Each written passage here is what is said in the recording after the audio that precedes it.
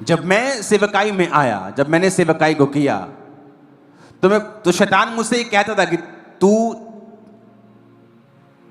Church से पैसा नहीं लेता, लेकिन तू खुद, तेरे पास क्या है?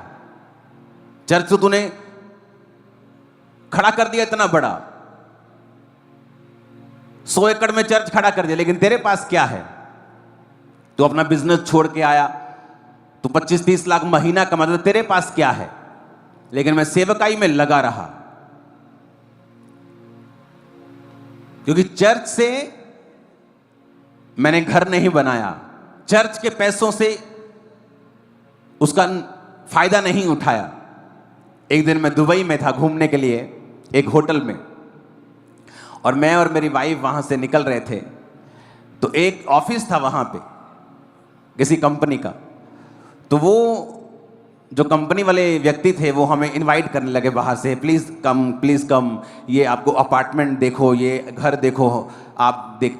हमने कौन सा लेना था, 80 भाड़ के होते, चलो टाइम पास करते हैं 5 मिनट।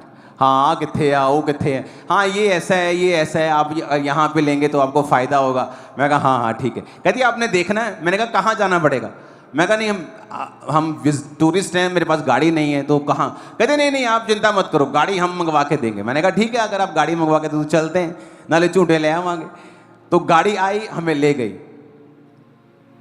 वो आदमी सामने से कहता जी आओ जी तो दिखाने, पंजाबी बोलता था वो मेरे को एक जगह ले गया, उसने कहा ये वाला घर है। हम घर में गए, हमने घर पसंद कर लिया, कहा बहुत अच्छा है, बहुत अच्छा है।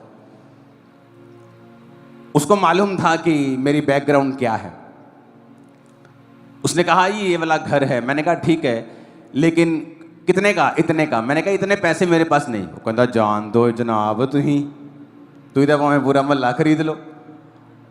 मैं कहा यार मैं अपने लिए लेना, चर्च ने नहीं लेना। चर्च का पैसा अलग है, मेरा पैसा अलग है। मेरे पास पैसे नहीं है इतने कि मैं इतना बड़ा घर खरीद लूं। कहता कोई नहीं, तुम चिंता ना करो, मैं तो बैंक तो ना लोन करा देना। मैं कहा मैं लोन भी नहीं लेता हूं।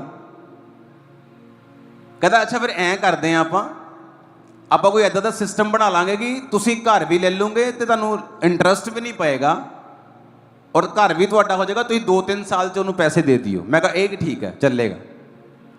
एडवांस भेज दिया। बाद कहता नहीं सर होया नहीं, तुहानू लोन ही लेना पैना। उसने फंसा लिया मेरे को।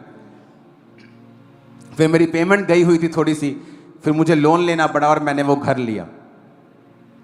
अब वो लोन की किस्त मुझे ना देनी पड़े।